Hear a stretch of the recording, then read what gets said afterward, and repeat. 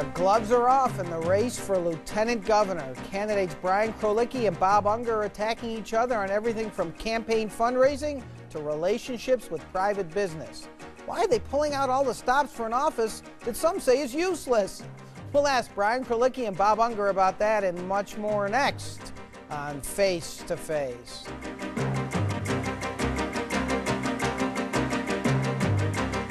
Welcome to Face to Face. I'm Jon Ralston. Who will voters choose to replace outgoing Lieutenant Governor Lorraine Hunt? A Republican with government experience or a Democratic real estate developer? Republican Brian Krolicki says he knows the inner workings of state government from his years as Nevada's treasurer. But Democrat Bob Unger says he should be elected because he's worked for years to bring economic development to Nevada, a key component of the position. Both candidates join us now. Thanks for coming on the program. Good morning, John. How are you? All right, let's talk about a couple of issues that are out there. And let's first start with you, Mr. Unger. You have just gone on the air with a fairly brutal ad about Mr. Krolicki. Let's take a look at that ad. $190,000. That's how much campaign cash political contributors gave Brian Krolicki's campaign before and after they got lucrative state contracts from his office. And when Krolicki shut out a qualified Nevada company and gave exclusive contracts to his out-of-state friends and contributors, the whole mess was called political cronyism. Bob Unger has a better way. Not a career politician, Unger's a successful businessman focused on things like improving Nevada's public schools. All right, let's talk about this, Mr. Unger, and let's really get down right to it. You think he's corrupt? I think that the whole idea of going to anyone who has a contract with your office as a state officer and receiving campaign contributions from that is exactly why voters are fed up with the political process. It's something you should absolutely stay away from. But what are you saying? Are you saying, I mean, this phrase has come up, Dina Titus used to pay to play to get contracts from Brian Krolicki while he was treasurer, you had to contribute to his campaign. Is that what you think? That's what I think. I think it looks terrible. Really? It may look, but you actually think that's what's happened? You know, that'll be up to somebody to investigate. That's, you know, the Attorney General's office or whoever it is, but I think it looks absolutely terrible. You know, I think the paper said he was showered with gifts from people who had contracts with his office. The voters want more.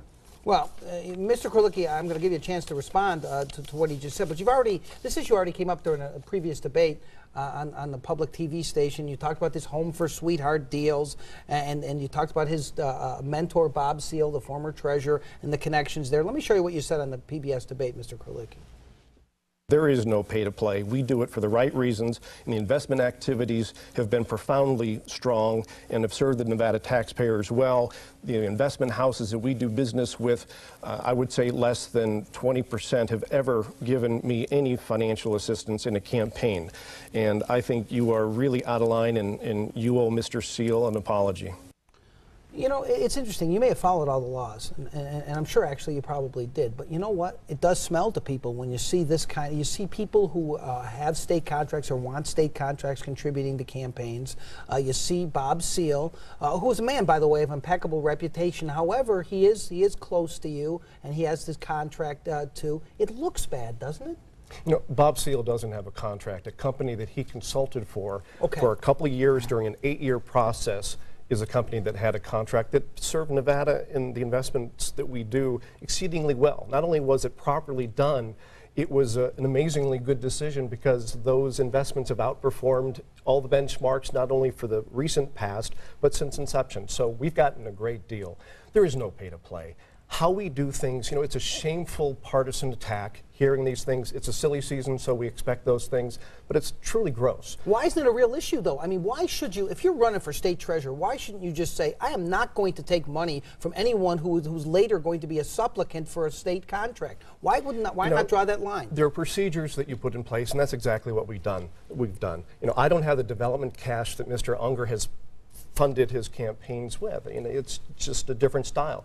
I have to raise money the old-fashioned way, one supporter at a time, and we've done that. And I think there's a correlation between getting financial support and your viability and attractiveness as a candidate. You know, so people don't need to self-fund.